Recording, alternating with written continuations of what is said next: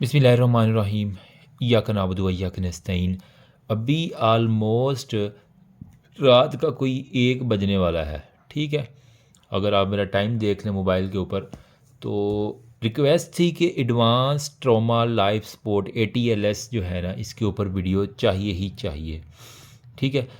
Sorry for that कि मैं थोड़ा सा लेट हो गया, और जिन जिन को व्हाट्सएप के ऊपर जवाब नहीं मिल पा रहा, भरा हुआ व्हाट्सएप, इस वजह से यार थोड़ा सा डिले हो रहा है, लेकिन इंशाल्लाह इसके अंदर आपने अमूमन देखा होगा कि ये जो बॉर्डर एरियाज़ हैं ना, वहाँ पे अमूमन ये जो फ़ौजी हजरात हैं, ठीक है, जवान, इनका अमूमन अगर आप CMH के अंदर कभी चक्कर लगाएं, ठीक है, जिस तरह CMH पेशावर हो गया, और उधर से जो बॉर्डर के एरिया के साथ साथ CMH लग रहे हैं, लाहौर वाला इतना ज़्यादा नहीं होता, लेकिन जो बलूचिस्तान के अंदर हैं, ठीक है, इन इलाकों में सबसे ज़्यादा ट्रॉमा के केसेस में एडवांस ट्रॉमा लाइफ सपोर्ट है। इसी वजह से मैंने लिखा तुम्हें वतन की हमारे इस्लाम कहती हैं, ठीक है।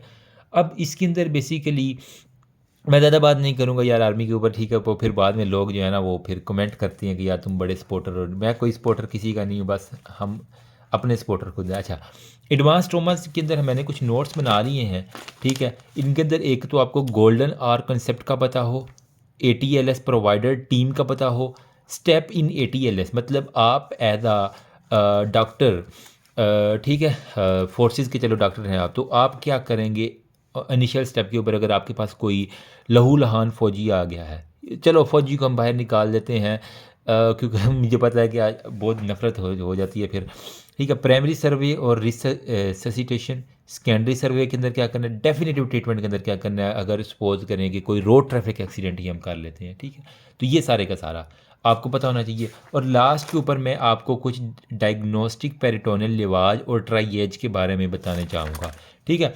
तो शुरू करते हैं अल्लाह का नाम लेके, ठीक है। अब सबसे पहले आपको ट्रॉमा की डेफिनेशन आनी चाहिए, तभी हम एक्यूट ट्रॉमा लाइफ सपोर्ट को डिस्कशन। ट्रॉमा बेसिकली क्या है, सेलुलर डिसइंटीग्रेशन है with superadded cell death, ठीक है।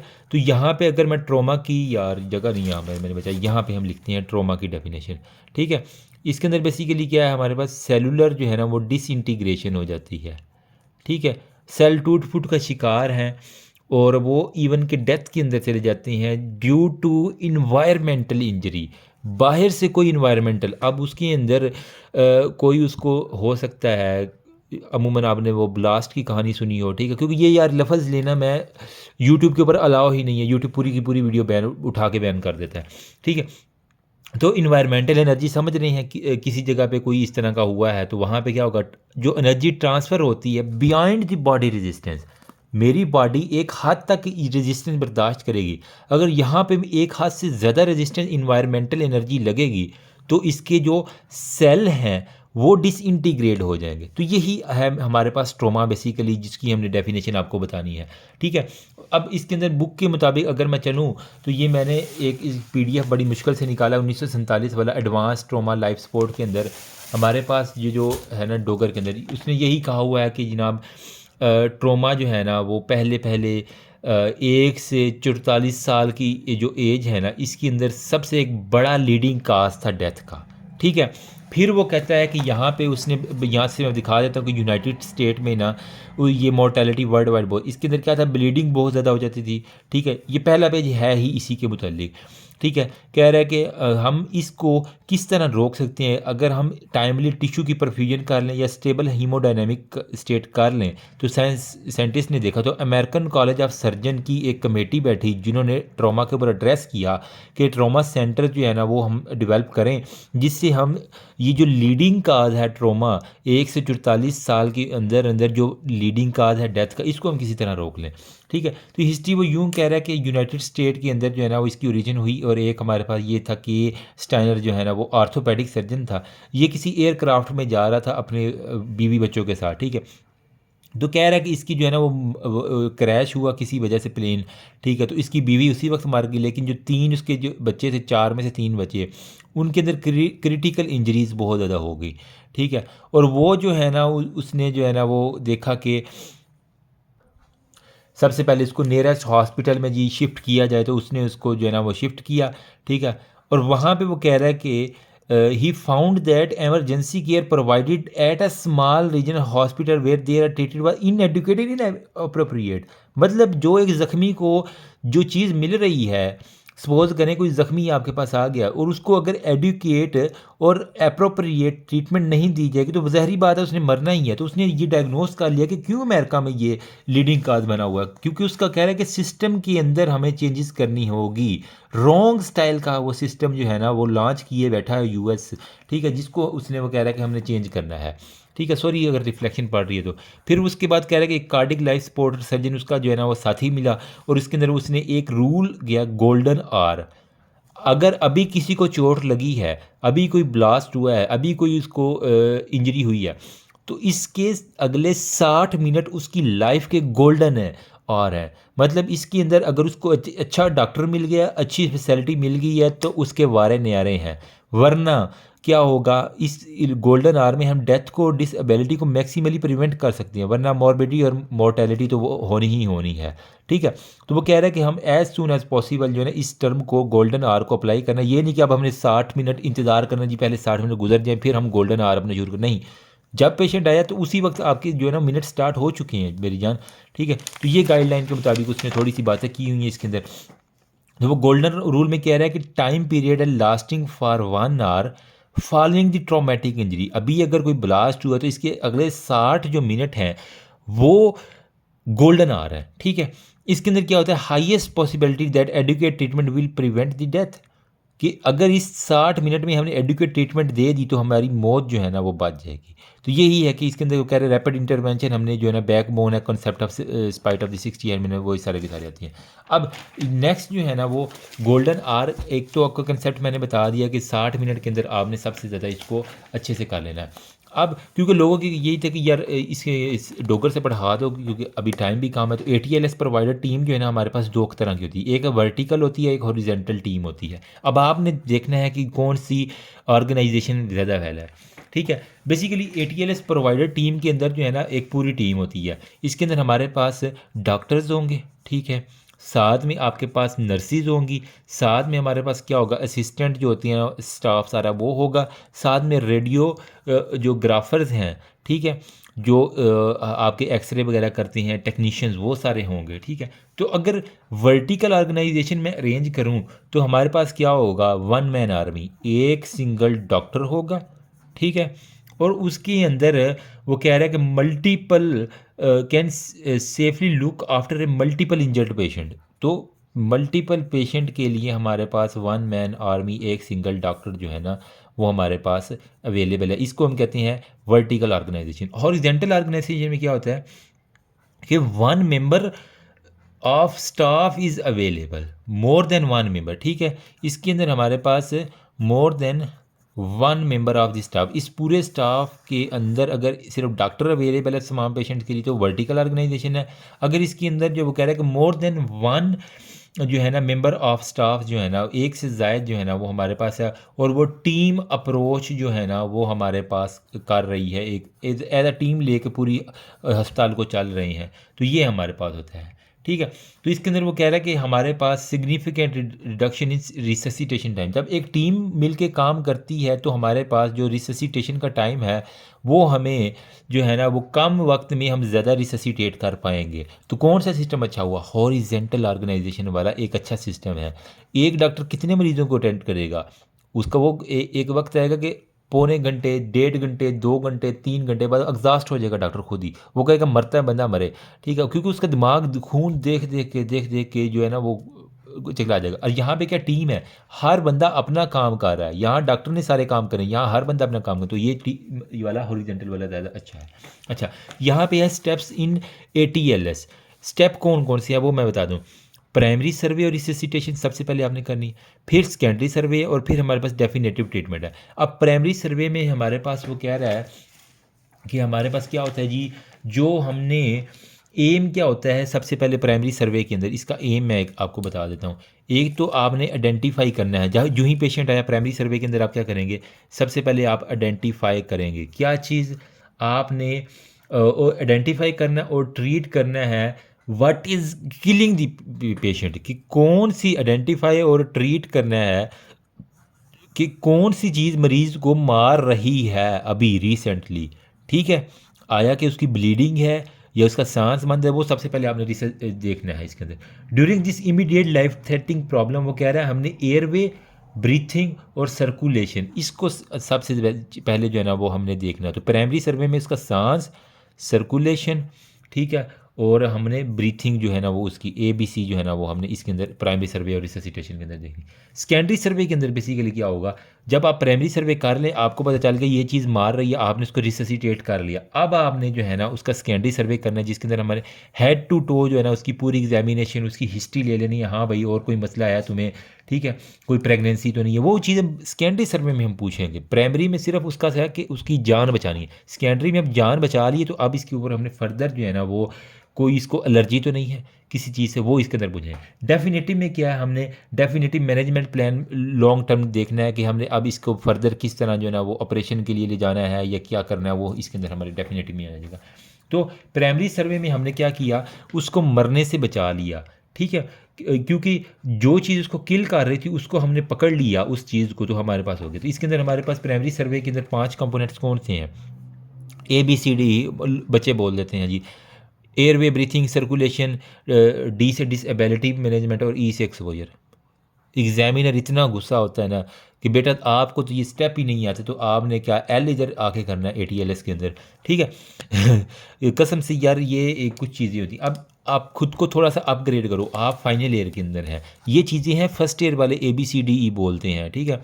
आपने कभी भी ABCD नहीं बोलना, आपने कहना है सर नंबर 1 पे हम करेंगे प्राइमरी सर्वे के जो 5 कंपोनेंट में एयरवे मैनेजमेंट, ठीक है। अब मैं बताता हूँ किस तरह आपने याद करेगा। एयरवे को हमने मैनेज किया विद सर्वाइकल स्पाइन प्रोटेक्शन, ठीक है, उसकी जो गर्दन है, उसकी स्पाइन है, ठीक है, उसको प्रोटेक्ट करना है, सर्वाइकल स्पाइन की प्रोटेक्शन।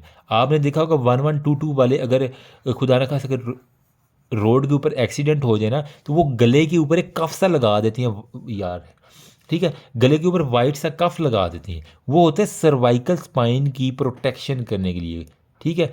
एयरवे तो मैनेज करना है, साथ में आपने सर्वाइकल स्पाइन, तो AC एयरवे और सर्वाइकल स्पाइन किया। सेकंड कंपोनेंट क्या है, ब्रीथिंग एंड वेंटिलेशन, ठीक है, ब्रीदिंग एंड वेंटिलेशन। सिर्फ B में ब्रीथिंग नहीं आएगा, इसके अंदर आपने ब्रीथिंग और वेंटिलेशन करना है। C में आपने क्या करना है, सर्कुलेशन एक तो देखनी है, और साथ में जो खून निकल रहा है हेमरेज को कंट्रोल करना है, ठीक है। और नंबर 4 पे हमारे पास क्या होगा कि डिसेबिलिटी, CDE है ना, डिसेबिलिटी इसको देखना है, और न्यूरोलॉजिकल स्टेटस जो है ना इसी के अंदर आ जाएगा, न्यूरोलॉजिकल स्टेटस इसके अंदर होगा। और नंबर 5 पे E से हमारे पास एक्सपोजर और इन्वायरमेंटल कंट्रोल, ठीक है, एक्सपोजर और इन्वायरमेंटल हमारे पास कंट्रोल जो है ना वो इस 5 कंपोनेंट में था। तो इसको मैंने याद करने का क्या तरीका रखा था कि AC के अंदर, ठीक है, AC के अंदर BV जो है ना वो उसको बिठाते हैं, ठीक है, AC में BV को बिठा कर चौधरी साहब CH, ठीक है, वो क्या करते हैं हमारे पास डॉन बन जाते हैं, ठीक है, डॉन बन जाती है और वो फिर EE करते हैं। समझ रहे हो क्या कह रहे हैं मैं, ठीक है। AC में airway with cervical spine protection, BV से ब्रीथिंग एंड वेंटिलेशन, चौधरी साहब C से सर्कुलेशन और हेमरेज कंट्रोल, डॉन जो है ना वो डिसेबिलिटी और न्यूरोलॉजिकल डेफिसिट, E से इन्वायरमेंटल और एक्सपोजर कंट्रोल। ये चीज़ मेरी जान आप इस तरह बताओगे 5 कंपोनेंट में, तभी मज़ा आएगा। तो जिसको ये निमोनिक पसंद आया वो वीडियो लाइक करके जाएगा, चैनल सब्सक्राइब करके और एक शेयर करके जाएगा, वरना फिर अल्लाह तुम लोगों को पूछे। मुझे आ रहे होते हैं जो बंदे वीडियोस देख के भाग जाते हैं ना, ठीक है, फ़ायदा उठा के, यार ये अच्छी बात नहीं, मोहब्बत दोनों तरफ से होती है, एकदम जज्बात ना बतला करो, ठीक है। अच्छा, यहाँ पे हमारे पास ये 5 कंपोनेंट आपने कर लिए। अब हर कंपोनेंट को अलग-अलग उसने बुक के अंदर एक्सप्लेन किया है, ठीक है, वो मैं आपको बता देता हूँ कि क्या है कि AC में चौधरी साहब बीवी को चौधरी साहब बिठा के डॉन मान गए और ई करने लगे, ठीक है। तो ये हमारे पास एक निमोनिक है। होपफुली किसी यूट्यूबर ने इतना अच्छा आपको नहीं एक्सप्लेन किया होगा, किया भी हो तो चलो यार दुआ में याद रख लेना, ठीक है। अच्छा, नंबर 1 पे हमने कहा कि AC मतलब एयरवे, ठीक है, एयरवे प्लस C से सर्वाइकल स्पाइन जो है ना इसकी हमने प्रोटेक्शन करनी है। तो एसी में हमने क्या किया है, आपने सबसे पहले एयरवे एंड सर्वाइकल स्पाइन में देखा है ना, जब भी कोई वो 1122 वाला देखते हैं गाड़ी उसकी, अगर आप देखें सिंपली इसके अंदर सबसे पहले आपने क्या करना है, नंबर 1 पे इस स्टेप के अंदर देखना है कि इवेलुएट कर लेना है पेशेंट को। ठीक है, इवेल्युएशन में क्या करना है, उसको पूछना है ऊंची आवाज़ में कि आपका नाम क्या है। ठीक है, एवेल्युएट करना है by asking, simply asking his name, उसका नाम पूछ लो। अगर तो वो आया पता चलेगा कॉन्शियस है या नहीं कॉन्शियस हो गया। ठीक है, उसके बाद आपने जो है ना वो ब्रीथिंग के ऊपर मूव करना है। पहले उसका नाम पूछ लो, अगर सांस ले रहा है या नहीं ले रहा। अगर ले रहा है तो ठीक है, उसके बाद अगर नहीं ले रहा तो फिर आप ब्रीथिंग पार्ट के ऊपर मूव करोगे। ठीक है, जो अनकॉन्शियस पेशेंट होता है वो अनएबल टू टॉक है। ठीक है, तो फिर मैनेजमेंट प्रोटोकॉल भी उसी के मुताबिक एक्टिवेशन हम करनी है। ठीक है, अब यहाँ पे वो कह रहा है कि हमने क्या करना है, नंबर 1 पे इवेलुएट कर लिया, नंबर 2 पे आपने क्या करना है, उसकी मैनेजमेंट जो है ना वो अब आपने करनी है। यहाँ पे आपने देख लिया कि आया कि वो कॉन्शियस है या वो अनकॉन्शियस है। ठीक है, अब मैनेजमेंट में क्या है, before any manipulation to airway stabilise इस सर्वाइकल स्पाइन, जिस तरह 1122 वाले गर्दन के गिर्द एक सफेद है, या अमूमन मूवीज़ के अंदर ना एक है मूवी हेरा फेरी मूवी, उसके अंदर जो है ना बड़ी वो फनी मीम्स बनती हैं, उसके गर्दन में ना उसने एक बांधा होता है। ठीक है, समझने वाले मीमर हजरात जो है ना उनको अच्छे से पता होगा कि कौन सी मैं मूवी की बात कर रहा हूँ। ठीक है, उसके अंदर यही होता है, गले के अंदर जो साइडों पे जो रिजिड सर्वाइकल कॉलर उसे हम कहते हैं। ठीक है, अभी मैं दिखा देता हूँ। तो रिजिड सर्वाइकल हमने कॉलर उसकी गर्दन के ऊपर वाइट से कलर का या जिस भी कलर का है वो उसकी गर्दन पे चढ़ा के उसके सर के नीचे हमने क्या रखना है, सैंड बैग में, मतलब कि मट्टी के जो है ना वो छोटे छोटे यूँ कह लें तकिए बने होते हैं जिसे हम सैंड बैग कहते हैं। तो ये अगर उसकी गर्दन है तो उसकी सर के नीचे सैंड बैग रखनी है ताकि एक जगह सर स्टेबलाइज हो जाए। ये उसकी गर्दन है तो उसकी गर्दन के गिर्द हमने वो रिजड जो है ना वो कॉलर जो है ना वो लगा दें ताकि अब उसकी सर्वाइकल स्पाइन ना हिले। ये ना हो आप सांस मेंटेन करते हो उसकी सर्वाइकल स्पाइन की मजीद इंजरी करवा दे तो ये बड़ा, वो तो पेशेंट की वैसे ही डेथ हो जानी है ना। इस वजह से 1122 वाले सबसे पहले उसकी ये मेंटेन करके उसके सर के नीचे कोई नरम चीज़ रख लेते हैं जिसे हम सैंड बैग्स कहते हैं। ईजी हो गया। हमने स्पाइनल कॉर्ड की इंजरीज़ को हमने ये को पूछते हैं क्यों किया आपने, हमने स्पाइनल कॉर्ड की इंजरी से बचा लिया पेशेंट को। ठीक है, ये नंबर 1 स्टेप पे। उसके बाद आपने क्या करना है, open the mouth with chin lift और जॉ थ्रस्ट। ठीक है, तो अब बुक के अंदर एक डायग्राम बनी हुई है, चिन लिफ्ट सबसे पहले आपने करना है। ठीक है, उसके बाद आपने क्या करना है, जॉ को थ्रस्ट करवा देना है। आप मरीज़ के सर की तरफ से आएंगे, उसकी पहले 2 उंगलियों से चिन को थोड़ा सा ऊपर करेंगे, सारे अपनी चिन के नीचे हाथ रख के इसको ऊपर करो, चिन लिफ्ट करोगे। उसके बाद जात थ्रस्ट जो है ना वो 2 उंगलियों से यूँ करके जात थ्रस्ट उसके जो जबड़ा है उसको ऊपर करते हैं। तो यहाँ पे मैं आपको एक अगर मेरे पास है ना इसकी बुक के अंदर चिन लिफ्ट और जात थ्रस्ट, ये देखो चिन को वो लिफ्ट कर रहा है। ठीक है, देखो यहाँ पे उसकी जो है ना वो एयरवे, अगर नॉर्मल बंदा लेटा हुआ है ना तो उसकी एयरवे बंद है, जो ही आपने उसकी चिन को लिफ्ट किया तो ये इसका एयरवे खुल गया है। तो ये चिन लिफ्ट का मतलब क्या है, हमने उसका सांस वाला हिस्सा जो है ना बहाल करना, अगर कोई इसके अंदर फूक बची है तो वो आराम से आ जा सके। ठीक है, तो चिन लिफ्ट कर लिया। उसके बाद पीछे से आके इसके जाके नीचे से यूँ कड़क करके ऊपर करती हैं तो जात थ्रस्ट हम कहते हैं, ताकि वो मज़ीद सांस के अंदर लेने में उसको बहाली में उसको मसला ना हो। ये हो गया। ठीक है, तो चिन लिफ्ट और जॉ थ्रस्ट हमने यहाँ पे कर लिया। फिर ये एक तरह का मैनोवर ही है, इसके अंदर हमने करना होता है। ठीक है, इसके ये सारे प्रोसेस के अंदर हमारे अब सर्वाइकल, क्योंकि हमने कॉलर लगा लिया तो जो नेक की कोई ट्रॉमा है वो नहीं होगी। इसके बाद वो कह रहा है आपने उसका मुंह जो है ना, नंबर 1 पे चिन लिफ्ट जात है, नंबर 2 पे आपने उसका ओरोफेरेंक्स, मुंह और फेरेंक्स जो है ना उसको क्लियर करना है। देखो आया कि कहीं ब्लीडिंग की वजह से उसके अंदर ब्लड तो नहीं है, कोई म्यूकस तो नहीं आ गया। ठीक है, कोई फॉरेन बॉडी तो नहीं आ गई। अमूमन जो बाबे होते हैं उन्होंने डेंचर लगाए होते हैं, नकली दांत जिसे हम कहते हैं ना, वो तो नहीं कहीं फंस गया उसके सांस की नाली में, तो वो देख लो मुंह में उंगली डाल के। ठीक है, अगर आप हॉस्पिटल में हैं तो फिर आप क्या करेंगे, उसको रिजिड सक्कर्स होते हैं हमारे पास, सक्कर से सारा ब्लड निकाल लोगे, सारा म्यूकस निकाल के उसका सांस वाला एरिया बिल्कुल हमें नीट एंड क्लीन कर देना है। ठीक है, उसकी कोई बोन टूटी हुई है तो वो वहाँ से निकाल के आराम से जो है ना वो आपने देख लेनी है। ठीक है, फिर नंबर 3 पे हमने देखना है उसकी ज़ुबान, कहीं उसको टंग फाल तो नहीं हो गया। ठीक है, सो अगर टंग फॉल हुआ फिर भी आपका सांस का रास्ता बंद है, तो आपने उसके अनकॉन्शियस पेशेंट के अंदर जो है ना वो टंग फॉल बैक की तरफ जो है ना पीछे गले के अंदर जो है ना वो फॉल कर जाती है, जिससे गैग रिफ्लेक्स जो है ना वो एब्सेंट होता है, जो वो सारे के सारा होता है। ठीक है, तो ये देख लेना। अब उसके साथ आपने ग्लास्को कोमा GCS स्केल जो है ना, जो हमारे पास 3 से लेके 15 तक जो है ना वो होता है। ठीक है, मिनिमम 3 और मैक्सिमम 15 होता है। ग्लास्को कोमा स्केल जो है उसको कैलकुलेट करना है, जिसके अंदर हमारे पास EVMI होता है, मोटर होता है, और विजुअल एक्टिविटी जो है ना ये सारी की सारी हमने उसके अंदर देखनी होती है। ठीक है, तो इसके अंदर आप जब उसका GCS स्केल देखेंगे ना, तो वो अगर वो <8 उसका स्कोर आया है तो इसका मतलब खतरा है। तो इसके अंदर अब मरीज़ बिल्कुल ही मतलब बेहोश है, मरने के करीब है, तो आप इसके अंदर क्या करेंगे, एंडोट्रेकियल ट्यूब जो है ना वो आप इंट्यूबेट कर लेंगे। एंडोट्रेकियल ट्यूब आपने अमूमन देखी होगी, यूँ करके होती है, यूँ यूँ। ठीक है, और यहाँ से एक वो पाइप सा लगा होता है, यहाँ पे जो है ना इसका गुब्बारा लगा होता है।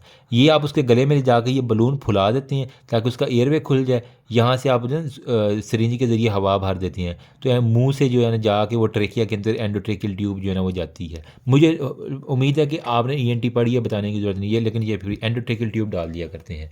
ठीक है, इससे क्या होता है, हम ऑक्सीजनेट करते हैं पेशेंट को। ठीक है, और इसके जो साइज़ लिखा हुआ है मेल के लिए जो है ना वो 8 सेंटीमीटर। ठीक है, साइज़ 8 का साइज़ होता है। फीमेल के लिए जो है ना वो 7 का साइज़ हम इसके अंदर यूज़ कर लिया करते हैं। ठीक है, ये हमारे पास हो गया। फिर वो कह रहा है कि हमने keep applying the pressure until the cuff of the tube जो है ना वो इन्फ्लेट नहीं हो जाती, वो सारी की सारी। अगर एंडोट्रेकियल ट्यूब आपके पास नहीं है या इम्पॉसिबल है, आप किसी भी वजह से डाल नहीं पा रहे, ठीक है, हो सकता है उसके मुंह की बहुत ज़्यादा चोट लगी हो, बिल्कुल ही जो है ना वो चूरा चूरा हुआ हुआ मुंह, तो फिर आप उसके गले के ऊपर जाके ना एक प्रोसेस होता है जिसे हम कहते हैं क्रिको थायराइडेक्टमी। तो CT से याद कर लो, C और T, क्रिको, T से थायराइडेक्टमी। ठीक है, तो उसके क्रिकाइड जो गले के ऊपर क्रिकाइड काट लिया जाए, उसके ऊपर एक छोटी सी सुई जो है ना वो आप डाल देते हैं, जिससे आप उसका एक तो एयरवे मेंटेन कर देना है। ठीक है, ऑल ट्रोमा पेशेंट जो है ना जिनको स्पाइस इंजरी होती है, उनके अंदर वो कह रहा है हम ना हेड और नेक जो है ना इसकी रफ मैनिपुलेशन हार्ड कॉलर के जरिए इमोबिलाइज कर लिए करते हैं। फिर उसके बाद जो है वो सारे प्रोसेस करने होते हैं, वो सारी हमने बात कर ली है। तो ये हमारे पास फर्स्ट जो स्टेप है एयरवे और स्पाइनल कार्ड AC वाला हो गया। नंबर सेकंड में मैंने कहा AC में BV को बिठाया है, तो नंबर सेकंड वाला स्टेप है ब्रीथिंग एंड वेंटिलेशन। ठीक है, ब्रीथिंग एंड वेंटिलेशन। इसके अंदर बेसिकली क्या होगा, आप कह रहा है कि हमने वंस एयरवे सिक्योर्ड हो गया ना, अब हमने एडुकेट ऑक्सीजन और वेंटिलेशन जो है ना ये इस प्रोसेस के बाद जो है ना वो प्रॉपर देनी है, जो कि बहुत ज़रूरी है, सप्लीमेंट हो गया। ठीक है, अब इसके अंदर वो कह रहा है कि हमारे पास जो 6 लाइफ थ्रेटनिंग कंडीशन है ना, वो all injured patient should receive supplement. ठीक है, हमारा एम इसके अंदर क्या होना चाहिए कि जो लाइफ थ्रेटनिंग कंडीशन है उसको सबसे पहले हमने आइडेंटिफाई करना है। तो इसके अंदर हमारे पास एक तो एयरवे ऑब्स्ट्रक्शन जो है ना वो बड़ी कॉमन है ड्यूरिंग ब्रीथिंग एंड वेंटिलेशन। ठीक है, वो देख लो। टेंशन नीमोथोरेक्स जो है ना वो आप इसके अंदर देख लो। ठीक है, फिर मैसिव हीमोथोरेक्स तो नहीं है। ठीक है, आया कि उसके जो छाती है हीमोथोरेक्स, ठीक है, उसके अंदर ब्लड तो नहीं है। ओपन नीमोथोरेक्स तो नहीं है। ठीक है, फ्लायल चेस्ट तो नहीं है, कहीं के 2 हड्डियाँ 2 रिब्स 2 जगह से तो नहीं टूटी हुई, तो इसको हम कहते हैं फ्लायल चेस्ट। ठीक है, ढीली ढाली सी। और इसके अलावा अगर कार्डिक में हमारे पास है तो इसको हम कहते हैं कार्डिक टेम्पोनार्ड तो नहीं है, मतलब दिल के जो पेरिकार्डियम है ना, ठीक है, उसके अंदर पानी भर जाए जिसकी वजह से वो अच्छी तरह कॉन्टैक्ट नहीं कर पाता, तो कार्डिक टेम्पोनार्ड। तो ये 6 जो है ना कंपोनेंट लाइफ थ्रेटनिंग, इसको हमने बचाने के लिए ऑक्सीजन बिल्कुल तेज़ी में फ्लो में देनी होती है। ठीक है, सिमेट्रिकल चेस्ट मूवमेंट देख लो, पालपेट कर लो, उसकी कहीं ट्रेकिया की डेविएशन तो नहीं हुई, इसके गले के ऊपर जो है ना वो ट्रेकिया की आप देखो कि कहीं राइट या लेफ्ट साइड पे डेविएट तो नहीं हुई, लंग कोलैप्स तो नहीं हुआ। फिर आप क्या करो, परकशन कर लो। ठीक है, अगर आपको डल आ रही तो वो नीमोथोरेक्स हो सकती है, अगर आपको रेजोनेंट आ रही तो नीमोथोरेक्स, अगर डल आ रही तो इसका मतलब वहाँ पे बहुत ज़्यादा कोई ना खून या पानी शानी जो है ना वो चला गया है। नेक की वेन देख लो, कहीं वो फूली हुई तो नहीं है। तो इसके अंदर आपने ब्रीथिंग और वेंटिलेशन के अंदर आप बेसिकली आप अब चेक कर रहे हो, इसके अंदर आपने साथ ही उंगली के ऊपर पल्स ऑक्सीमीटर जो है ना वो अटैच कर देना होता है। उसके अंदर ऑक्सीजन की सैचुरेशन मिल जाती है। 100% आपने ऑक्सीजन सैचुरेशन को मेंटेन करना ऑल ट्रॉमा पेशेंट के अंदर, ठीक है। साथ में आपने बैग मास वेंटिलेशन जो है ना वो आपने मुंह के ऊपर जो एक बैग सा होता है वो आप मास्क वाला जो है ना वो लगा के उससे 100 बार बी पैप सी पैप जो होते हैं ना, ठीक है, continuous assisted positive airway pressure जिसे हम कहते हैं वो आपने देना। अमूमन आईसीयू में आपने देखेंगे या सीसीयू में अमूमन ये पड़े होते हैं, ठीक है। फिर टेंशन न्यूमोथोरक्स अगर है उसको, मतलब आपको लग रहा है कि उसके छाती के अंदर हवा भर गई, तो आप उसकी जो है ना वो सेकंड इंटरकोस्टल जो स्पेस है ना, ठीक है, वहाँ पे एक नीडल मार के उसकी हवा पहले तो निकालते हैं ना, ठीक है। तो इससे जो कहा होता है उसकी टेंशन न्यूमोथोरक्स जो है ना वो एक तो ख़त्म हो जाया करती है। ईजी हो गया। फिर नेक्स्ट वो कह रहा है, उसने टॉपिक दिया हुआ है कि यहाँ पे मैसिव अगर हीमोथोरक्स है ना तो उसकी सर्कुलेटरी सपोर्ट जो बहुत ज़्यादा चाहिए होगा। पेनिट्रेटिंग अगर चेस्ट ट्रॉमा है तो इसके अंदर वो कह रहा है हमारे पास जो है ना पार्शियल ऑक्लूसिव ड्रेसिंग होती है वो हमने करनी होती है। फ्लाइल चेस्ट है, मतलब दो से ज़्यादा रिब अगर टूटी हुई हैं और वो दो जगह से ज़्यादा टूटी हुई हैं, ये एक रिब है, ये दो रिब, एक यहाँ से भी टूटी, यहाँ से भी, यहाँ से भी, यहाँ से भी, यहाँ से यहाँ, तो इसे हम कहेंगे फ्लाइल चेस्ट, ढीली डाली सी चेस्ट हो जाएगी, ठीक है। जो इसके अंदर बड़ा मसला है, तो कार्डिक टेम्पोनेट में उसके दिल के गिर्द हो जाता है, तो इसके अंदर हम क्या करते हैं, नीडल के ज़रिए जो है ना वो कार्डियो पैरास्टेंसिस जो है ना वो हम कर लेते हैं, पेरिकार्डियोस्टेंसिस जो है ना वो हम कर लेते हैं। फिर नंबर 3 पे हमने कहा बीवी को जो है ना उसने क्या किया, चौधरी साहब ने, ठीक है, circulation and haemorrhage C H था ना, तो सर्कुलेशन और हेमरेजेस को जो है ना यहाँ पे हमने कंट्रोल करना है। तो इसके अंदर वो कह रहा है कि सबसे पहले इसके अंदर आपने पल्स और blood pressure of the patient जो है ना वो देख लेना है, ठीक है।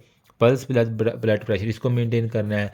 Look for blood soaked of the cloth, आपको देखो कि उसके कपड़ों के ऊपर कोई ब्लड तो नहीं नज़र आया, तो इसका मतलब है कि सर्कुलेशन के अंदर उसका मसला आ सकता है, वो चेक करेंगे। फिर आप क्या करेंगे, हाइड्रेशन स्टेटस और स्किन कलर जो है ना वो उसका देख लेंगे, ठीक है, उसकी नीली तो नहीं हो रही, हाइड्रेशन स्टेटस, उसकी आंखें देख लोगे, सनकन आइज तो नहीं लग रही आपको। फिर fast focused assessment sonography for trauma, इसे हम कहते हैं फास्ट स्कैन, ये हम करते हैं ताकि हम abdominal कर लें और साथ में आप DRE कर लेते हैं, कहीं इंटेस्टाइन का तो नहीं है मेरे जो हुआ, डिजिटल रेक्टल एग्जामिनेशन इसके अंदर आप कर लेते हैं, ठीक है। तो इसके अंदर आपने फिर मैनेजमेंट क्या करनी होती है, रिससिटेशन करना है, साइमल्टेनियस कंट्रोल, जहाँ से खून निकल रहा है ना वहाँ पे आपने पकड़ के यू प्रेशर दे देना, डायरेक्ट प्रेशर जो है ना वो दे के सबसे पहले खून रोकना है। फिर आपने ड्रेसिंग पैड जो है ना वो यूज़ करने हैं। इसी दौरान आपने 2 IV लार्ज जो है ना वो कैनुला, वो आपने लाजमी नर्स को कहना है कि इसको लगाओ, ताकि हम, क्योंकि अगर वो शॉक में चला गया ना ज़्यादा हेमरेज, फिर आपको ये IV लगाने के लिए मिलेगी नहीं, नाड़ ही नहीं मिलेगी। इस वजह से इसी दौरान आपने उसकी ब्लड की क्रॉस मैचिंग कर लेनी, और क्रॉस मैचिंग का रिजल्ट ऑलमोस्ट 30 मिनट के अंदर आ जाता है और अरेंजमेंट सारी हो जाती है, ठीक है। वार्म क्रिस्टलाइज सोल्यूशन आपने, क्योंकि उसका ब्लड लॉस हो गया, तो इसके अंदर फ्लूइड और इलेक्ट्रोलाइट में आपने पढ़ा होगा वार्म क्रिस्टलाइट जो है ना, जिसके अंदर हम क्या कहते हैं लैक्टेट, रिंगर लैक्टेट जो है ना वो देते हैं, और लेकिन वो गर्म करके आपने देना है, ठीक है, वरना उसको हाइपोथर्मिया हो सकता है और वो सारी की सारी कंडीशन हो सकती हैं। ब्लड टाइपिंग करानी, प्लाज्मा एक्सपेंडर जिसके अंदर डेक्स्ट्रॉन जो है ना वो आप इसके अंदर दे सकते हैं, प्लाज्मा एक्सपेंडर वो हो सकता है, ठीक है। फिर अगर वो कह रहे हैं कि पेल्विक फ्रैक्चर है तो ये बड़ा ख़तरनाक है। पेल्विस का फ्रैक्चर में अमूमन 2 लीटर तक ब्लड जो है ना वो लॉस हो जाता है, जिसे हम कहते हैं ओपन बुक फ्रैक्चर भी, ठीक है, जिस तरह किताब खुली होती है इसी तरह पेल्विस भी खुल जाया करता है। तो इसके अंदर वो कह रहा है 2 लीटर तक जो है ना वो ब्लड जा सकता है, इसकी वजह से हमारे पास बहुत से फैक्टर वो इसको ट्रीट करना होता है, ठीक है। फिर डैमेज जो है ना उसको लेप्रोटमी करके हम कंट्रोल कर सकते हैं और बाकी सारी चीज़ें। फिर जो है ना चौधरी साहब डॉन बन गए थे। नंबर 4 वाला स्टेप हमारे पास क्या था, यहाँ से इसको यहाँ पे कर लेते हैं 4 स्टेप को, ठीक है। 4 स्टेप पे डॉन बन गया, मतलब डिसएबिलिटी जो है ना, ठीक है, उसको, और एन से क्या था, न्यूरोलॉजिकल डेफिसिट जो है ना इसको हमने एवेलुएट करना है। तो इसके अंदर उसका कॉन्शियस लेवल, मतलब ग्लास्को कोमा स्केल जो है वो देखेंगे, उसका प्यूपल जो है ना उसके साइज़ को देख लेंगे, ठीक है। लुक फॉर साइन लाइक हेमीप्रेसिस तो नहीं उसको हो रहा, बोलने में उसको कोई ज़्यादा मतलब नहीं, या उसका इंट्राक्रेनियल प्रेशर तो नहीं रेज्ड हो रहा, वो सारा इसके अंदर देखेंगे। लास्ट पे हमने लॉन जो है ना वो ई करता है, इन्वायरमेंटल एक्सपोजर, और हमारे पास एक्सपोजर इन्वायरमेंटल कंट्रोल ई, ये लास्ट वाला स्टेप था। इसके अंदर हम इसका टेम्परेचर जो है ना एमरजेंसी रूम का वो हमने ये ना हो कि डॉक्टर साहब को गर्मी लग रही तो वो फुल एसी चला के बैठा है, मरीज़ बेचारा हाइपोथर्मिया से मर जाए। तो आपने टेम्परेचर कंट्रोल जो है ना वो लाजमी करवा देना है बिफोर अनकवरिंग दी पेशेंट। पेशेंट के कपड़े उतारने से पहले उसका वहाँ का टेम्परेचर कंट्रोल कर लो। फिर आपने थ्रू आउट दी एग्जामिनेशन जो है ना वो उसको देखना। और वार्म ब्लैंकेट जो है ना एक आजकल गर्म जो है ना वो ब्लैंकेट आ चुकी हैं, वो आप उसके अंदर यूज़ कर सकते हैं। और जो भी सोल्यूशन देना है उसको गर्म करके वार्म क्रिस्टलाइट जिस तरह रिंगर लैक्टेट वो दे देंगे। ठीक है, ब्लड भी जो है ना वो with help of the blood warmer जो है ना वो आपने ट्रांसफ्यूज करना है। तो ब्लड वार्मर जो है हर चीज़ गर्म गर्म देनी है, ठंडी कोई चीज़ भी नहीं देनी। ठीक है, इसकी वजह से हम क्या करेंगे, हाइपोथर्मिया को जो है ना वो अगर हमने ठंडा दे दिया तो वो मज़ीद हेमरेज करवाएगा और वहाँ पे मज़ीद जो है ना कोगुलोपैथी हो सकती है। तो ये आपने बात बताई। ठीक, ये हमारे पास हो गया जी प्राइमरी सर्वे। ठीक है, जिसके अंदर हमने चौधरी साहब के सारे कारनामे करतूत जो है ना वो हमने यहाँ पे रिससिटेशन और वो सारी की सारी चीज़ें यहाँ पे मैंने आपको बता दी। अब हमारे पास है जी सेकेंडरी सर्वे। सेकेंडरी सर्वे को जल्दी से डिस्कशन कर लेते हैं। तो सेकेंडरी के अंदर वो कहता है, गला मेरा खुश्क हो गया। ठीक है, सेकेंडरी सर्वे के अंदर वो कह रहा है हमारे पास क्या होगा कि हमने हेड टू टू एग्जामिनेशन करनी है। अब मरीज़ आपका एक दफ़ा सांस उसकी बहाल हो गई है, वो बातें करने के चलो थोड़ा बहुत काबुल हो गया। अब यहाँ पे आपने हेड टू टो जो है ना सर के बाल से ले के ठीक है पाँव की टो तक जो है ना वो आपने उसकी सारी की सारी एवेलुएशन करनी है। ठीक है, नंबर सेकंड में सेकेंडरी सर्वे में एक है हिस्ट्री पॉइंट में आपने याद रखना है AMPLE एम्पल। ठीक है, ये याद रखना है। तो एम्पल में क्या है उसको अब पूछ ले। ए से हमारे पास है एलर्जी, उसका पूछ लो। एम से हम देख लो कोई तुम मेडिकेशन तो नहीं ले रहे कि टीबी की या दिल का या ब्लड प्रेशर का, वो तो नहीं ले रहा। पी से प्रेगनेंसी का पूछ लो, अगर मर्द है तो इसके अंदर कोई पास्ट इलनेस है तो इसका हम पूछ लेंगे। एल से हमारे पास क्या होता है लास्ट मील, आखिरी खाना कब खाया। अगर अभी 15-20 मिनट पहले खाया तो आपको एस्पायरेट करना पड़ेगा, तो लास्ट मील के बारे में पूछ लो। और ई से हमारे पास क्या है एक्सपोजर या इवेंट जो है ना किस जगह पे तुम गए थे, वहाँ पे क्या हुआ, वो थोड़ा सा इसका ना हो कर लो, आपको पता चल जाए कि कहीं बुलेट्स वगैरह तो नहीं है वो सारे के सारे। ठीक है, अब इसके अंदर भी हमने हेड एंड फेस एग्जामिनेशन में सबसे पहले वही है एवेलुएशन आपने करनी है। इसके अंदर आप क्या करेंगे इंस्पेक्शन और पाल्पेशन कर लेंगे फेशियल और स्काल्प बोन की कोई हड्डी वगैरह तो नहीं टूटी हुई।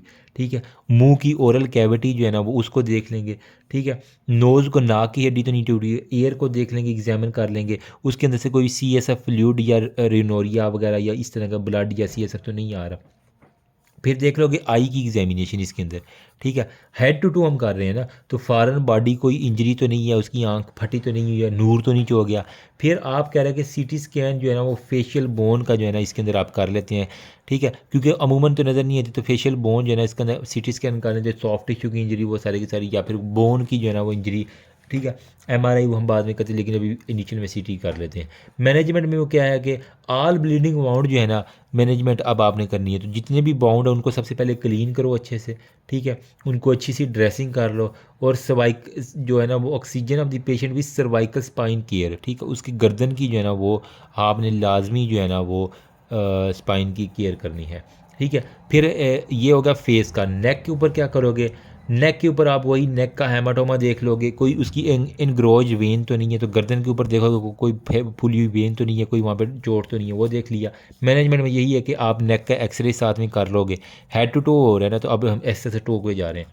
थॉरक्स के अंदर थोरेसिक केज देख लो, एक्सेसरी मसल देख लो। इसके अंदर आप हाई फ्लो ऑक्सीजन दोगे और साथ में नीमोथोरेक्स है या फिलाइल चेस्ट है, वो सारी की सारी आप एक्सरे के जरिए जो है ना वो मैनेजमेंट कर लोगे। फिर आप पेट के ऊपर आ जाओ, पेट में देख लो कोई पेनिट्रेटिंग ब्रूज है, वाउंड है, कोई पेनिट्रेटिंग वाउंड तो इंजरी तो नहीं है, वो सारी की सारी यहाँ पे देख लोगे। बावल मूवमेंट की एक्सकल्टेशन कर लोगे स्टेथोस्कोप के जरिए उसके मैदे के ऊपर।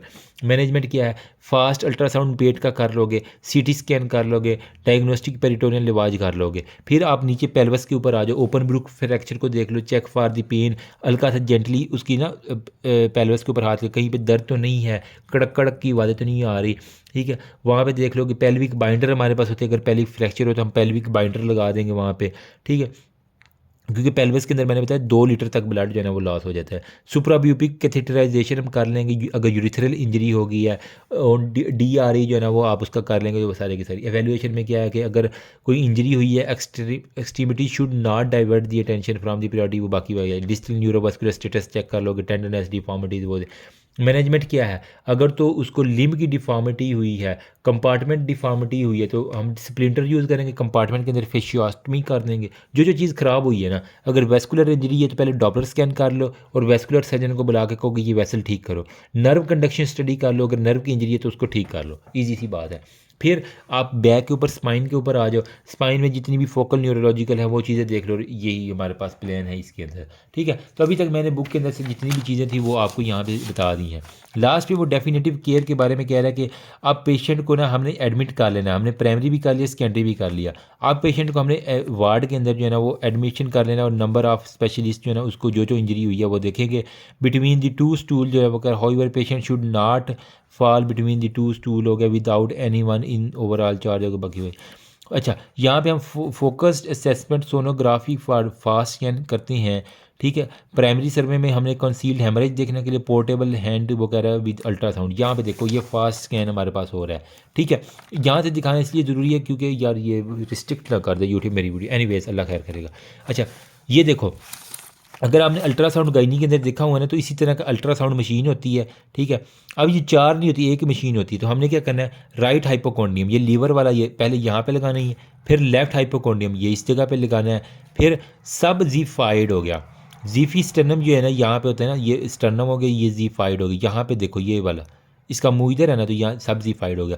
अब इसका मुंह नीचे की तरफ है, स्टूडेंट ये इसको तार को देख रहे होते हैं, तारें ये बाहर रह रही हैं, और ये इसका ऊपर वाला मुंह है जिस तरह अल्ट्रासाउंड है तो यहाँ पे। तो ये अम्लाइकस के नीचे जो है हाइपोगैस्ट्रियम जो उसकी तुन्नी है उसके बिल्कुल नीचे जो है हाइपोगैस्ट्रियम के ऊपर ये देख लो फास्ट कहने का। तो यहाँ पे हम क्या क्या चीज़ें देखते हैं, हेपेटोरीनल, यहाँ पे जो राइट हाइपोकॉन्ड्रियम में हेपेटोरीनल एंगल देखेंगे, यहाँ पे सबलिनिक एंगल देखेंगे, यहाँ पे हम देखेंगे प्री कार्डियम को, और यहाँ पे हमने जो है ना वो रख के जो है ना पेल्विस को देखना है। तो ये वाला जो है पेल्विस के लिए है, ये हमारे पास एरिया क्या है हेपेटोरीनल के लिए है, ये हमारे पास स्प्लेंजिंग के लिए, ये कार्डिक के लिए एरिया आ जाएगा। इजी सी बात है, ठीक है। तो ये चार सेगमेंट है, चार एरिया हमने देख लिए हैं, ठीक है। अब यहाँ पे वो कह रहा है कि हमने ये जो फोकस्ड एक्सेसिव फास्ट स्कैन जो है ना, अगर अनस्टेबल है पेशेंट, यहाँ पे वो बात कह रहा है कि fast scan is not 100% but it can be free inter, ये हमें हेल्प करेगा कि कोई भी इंट्रा पेरिटोनियल फ्लूइड तो नहीं है, पेरिटोनियम के अंदर कोई पानी तो नहीं पड़ा हुआ, कोई खून या इस तरह की चीज़ें तो नहीं है। लिमिटेशन क्या है, can not tell the source of haemorrhages, ये हमें सिर्फ ये बता सकता है कि यहाँ पे कोई पानी है, ये नहीं बता सकते कि कहाँ से आ रहा है, कहाँ से हेमरेज है, कहाँ से लीकेज है, वो नहीं बता सकता, ठीक है। तो ये हमारे कह रहा है कि अगर तो पेशेंट हीमोडायनामिकली अनस्टेबल है, बेहोश है, और आपको फ्लूइड मिल गया, यहाँ पे बंदा बेहोश है और फ्लूइड आपको मिल रहा है, तो आप क्या करेंगे, फास्ट स्कैन के बाद सर्जरी करके उसको खोल लेंगे बंदे को, ठीक है। लेकिन अगर हीमोडायनामिकली स्टेबल है, वो ठीक है, तो आप उसके बाद क्या करेंगे, फास्ट स्कैन के फ़ौरन बाद सीटी स्कैन करेंगे, और फिर उसके बाद ये देखेंगे क्या मैनेजमेंट करनी है। तो ये हमारे पास होती है। तो ये देखो डीपीएल यहाँ पे कह रहे फास्ट स्कैन है, और यहाँ पे सीटी स्कैन है, ठीक है। तो अगर किसी को नहीं पता ना डीपीएल क्या होता है, तो यहाँ से पहले देखो डायग्नोस्टिक पेरिटोनियल लिवाज, ये एक पिक्चर देख लो, उसके पेट के ऊपर एक ट्यूब सी लगा के जो वहाँ से हम सारे का सारा सेलाइन इंट्रोड्यूस करते हैं एब्डोमेन के अंदर थ्रो इंसिजन, एक छोटी सी ना इंसिजन यहाँ पे पेट के बिल्कुल नीचे एक वर्टिकल इंसिजन, ज़्यादा नहीं दिखा पा रहा, ठीक है। ये देख रहे उसने जो है ना चीज़ें वहाँ से जो है ना जो चीज़ें पहले सेलाइन इंसर्ट करती हैं, उसके बाद जो चीज़ें निकलती हैं वो आप सक कर लेते हैं, आपको पता चल जाता है। तो अल्ट्रासाउंड मशीन इस जब नॉट अवेलेबल हो तो फिर उसके अंदर हम ना डायग्नोस्टिक पेरिटोनियल डीपीएल इसमें हम कहते हैं डीपीएल। जब अल्ट्रासाउंड मशीन हमारे पास ना हो तो हम ये वाला करते हैं। टाइम कंज्यूमिंग है, ठीक है, और ये इन्वेसिव है, हमें कट लगाना पड़ता है, उसके बाद हम जो है ना वो पेल्विक फ्रैक्चर या प्रेगनेंसी के अंदर कभी भी ये आपने प्रोसेस नहीं करना, वरना आप उसके फीटस को डैमेज कर सकती हो, ठीक है। और वो बाकी 3 सेंटीमीटर वर्टिकल इंसिजन आपने लगाना है बिलो दी अम्बलाइकस, उसकी तुन्नी के बिल्कुल नीचे जो है ना वो एक वर्टिकल आपने लगा देना है इंसिजन 3 सेंटीमीटर का। पेरिटोनियल कैविटी ओपन होगी, और यहाँ पे आप डायलिसिंग जो कैथीटर है वो मैंने ट्यूब दिखाई है ना, वो आप वो कह रहा है इसके अंदर आप डालेंगे, ठीक है, डायलिसिंग कैथीटर। और उसके बाद ये वाला, ठीक है, डायलिसिंग कैथीटर जिसे हम कहते हैं, यहाँ से फ्लूइड जो है ना नॉर्मल सेलाइन वाला वो हम डाल के, और क्या करेंगे, first try to aspirate the abdominal content with 10 ml syringe, if failed 1 litre of abdominal solution instilled है, और उसके बाद ग्रेविटी और वहाँ से फ्लूइड निकाल के उसको ड्रेन करके ग्रेविटी और एनालिसिस के लिए भेज देंगे, ठीक है। पॉजिटिव फाइंडिंग में कह रहे एसाइटीज़ होगा तो ऑपरेटिव एक्सप्लोरेशन जो है ना वो हमें करवानी पड़ जाती है, ठीक है। मैनेजमेंट क्या है, हमने एक तो जो गट है इस वार्म मॉइस्ट जो भी गट आपने पकड़नी है ना, वो गर्म चीज़ से हल्की सी वार्म होनी चाहिए। फास्ट अल्ट्रासाउंड जो है डायग्नोस्टिक लिबाज है, सीटी हमने कर लिया है। पेल्विस के अंदर वो कह रहा है कि चेक फॉर द पेन है मैनेजमेंट पे पेल्विक, अगर पेल्विस के अंदर है तो पेल्विक बाइंडर आप लगा दोगे, ठीक है। बाकी प्रीजन से पहले pelvic fracture should want to, pelvic fracture वगैरह 2 लीटर तक ब्लड होगा, मैं बता दिया है। एवेलुएशन में वो कह रहा है कि हमारे पास ABCD मैनेजमेंट है, लिम्ब असेसमेंट है, साइन है, डिस्टल न्यूरोवास्कुलर स्टेटस वगैरह के सारा, ठीक है। यहाँ पे उसने कुछ क्राइटेरिया दिया गया है जहाँ पे हमने जो DPL किया है ना, पेरिटोनियल लिवाज किया, उसके अंदर कह रहा है कि अगर 20 ml of grass blood on free aspiration, ठीक है, बच्चों में 10 ml, बड़ों में 20 ml अगर ब्लड आ गया तो ख़तरा है। 1,00,000 WBCs हमने एनालिसिस के लिए जो भेजा उसके अंदर 1,00,000 RBCs जो है ना पर मिलीमीटर क्यूब आ गया, या 500 WBCs पर मिलीमीटर क्यूब है, या बाइल बैक्टीरिया फूड पार्टिकल है, amylase level greater than 175 international unit पर ml है, या बिलुरिबन का लेवल 0.01 मिलीग्राम पर डेसीलीटर से ज़्यादा है, तो हमारे पास खतरे की घंटी सारी बजी हुई है, ठीक है। यहाँ पे अब देखो इसने एक छोटा सा चार्ट बनाया हुआ है, टाइम वेस्ट करने की जरूरत नहीं है, बजाय इसके मैं लिखूँ यहाँ पे बता देता हूँ। DPL अर्ली डायग्नोसिस के लिए रैपिडली हो जाता है, 98% सेंसिटिव है, डिटेक्ट करता है, ये बावल इंजरी के लिए हम DPL करते हैं, ठीक है। और ट्रांसपोर्ट हमारे कोई नहीं करना पड़ता, इन्वेसिव प्रोसीजर हमें कट लगाना पड़ता है, ठीक है। इसकी वजह से डायफ्राम को इंजरी हो सकती है। रेट्रोपेरिटोनियम इंडिकेशन किया अगर किसी को ब्लंट ट्रोमा और पेरिंट्रोटिंग अनस्टेबल है, बेहोश मरीज़ है और वो ब्लंट ट्रोमा के साथ आया। फास्ट स्कैन जो अल्ट्रासाउंड की तरह यहाँ पे हमने किया है, ये वाला, ये अर्ली डायग्नोसिस है, नॉन इन्वेसिव है, ठीक है। ये वाला इन्वेसिव था, इसमें कट लग रहा था, इसमें कोई कट नहीं लग रहा है, हमें सिर्फ वो अल्ट्रासाउंड वाली मशीन जो है ना वो लगानी है 4 क्वाड्रेंट के अंदर, रैपिडली हो जाता है, रिपीटिवली हो जाता है, ठीक है। यहाँ पे कह रहा है कि ये ऑपरेटर डिपेंडेंट है, हमें बंदा चाहिए। मैसिव डायफ्राम बावल और पैंक्रियाटिक इंजरी जो है ना वो मिस कर देता है, इससे हमें पता नहीं चल सकता कहाँ पे इंजरी है, और ये भी हम जो है ना वो अनस्टेबल ब्लंट ट्रोमा के अंदर करते हैं। CT स्कैन जो है ना वो हम स्टेबल पेशेंट जो जाग रहा है उसके अंदर फिर हम CT करते हैं। फास्ट स्कैन के बाद हम CT स्कैन हम उसके अंदर कर लेंगे। पेनिट्रेटिंग अगर इसके अंदर है, वो कह रहा है कि मोस्ट स्पेसिफिक इंजरी के लिए नॉन इन्वेसिव है, कॉस्ट और ये महंगा थोड़ा सा टाइम कंज्यूमिंग है, लेकिन ये क्या करता है, इसके लिए हमें ट्रांसपोर्टेशन की रिक्वायर, मतलब एक जगह से CT स्कैन वाले रूम में ले जाना पड़ता है, तो वो सारी की सारी हमें फॉलोअप करनी होती है, ठीक है। लास्ट में हमारे पास है जी triage. Triage basically क्या है, प्रोसेस ऑफ डिटरमाइनिंग, यहाँ पे मैं बताता हूँ आपको, ठीक है। यहाँ पे हमने लिखा जो है ना, इसको मैं यहाँ से ये कर देता हूँ, ठीक है। डायग्नोस्टिक पेरिटोनियल लिवाज तो हो गया ना। ट्राई एज में बेसिकली क्या है कि हाँ, आपके पास अगर देखो ना, खुद अगर आप एमरजेंसी में हो तो आपके पास 3 तरह के 4 तरह के कोड्स होते हैं, ब्लू, रेड, ग्रीन और ब्लैक, ठीक है, ये हमारे पास होती हैं। तो वो कह रहे हैं कि प्रायोरिटी ऑफ द पेशेंट जो है ना, अगर खुदा न खास्ता इस इलाके के अंदर कोई एमरजेंसी हंगामी सूरत हाल है, ज़लज़ला आ गया, ठीक है, या कोई ब्लास्ट हो गया, तो आपके पास पेशेंट मनों के हिसाब से आते हैं। सिवियरिटी और कंडीशन के ऊपर आपने पेशेंट को ट्रीट करना, ये नहीं कि वो MPA का बेटा है तो उसको पहले ट्रीट करोगे, नहीं।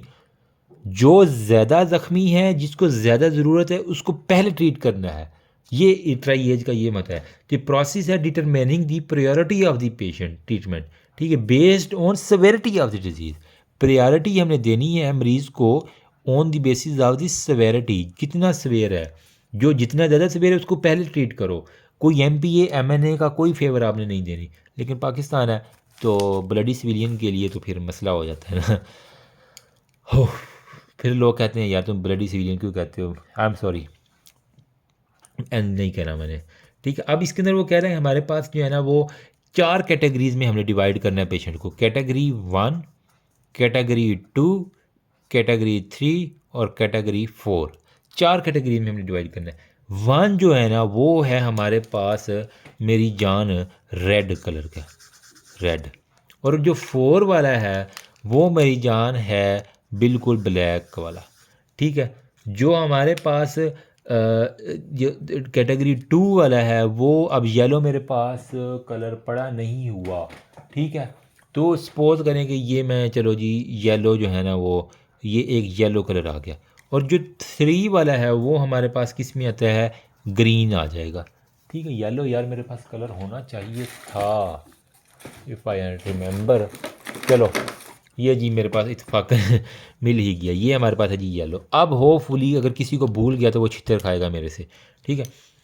देखो जो कैटेगरी 1 में हमारे पास रेड आ गया ना, इसके अंदर क्या होगा basically, critical and cannot wait, मतलब बंदा आया है उसको पकड़ो और उसकी ट्रीटमेंट शुरू कर दो। मोस्ट क्रिटिकल पेशेंट हो और उसकी फ़ौरन ट्रीटमेंट को तो उसको कैटेगरी 1 यानी रेड के अंदर, 1 नंबर है रेड कर दो। फिर अगर येलो में कौन से आएंगी, अर्जेंट सीरियस है, ठीक है, मतलब सीरियस तो पेशेंट है लेकिन हम थोड़ा सा वेट कर सकते हैं, can wait a short time. यहाँ पे कोई टाइम आप वेट नहीं करेंगे, पकड़ो और ट्रीटमेंट शुरू। यहाँ पे शॉर्ट टाइम के लिए जो है ना वो आप थोड़ा सा वेट कर सकते हैं।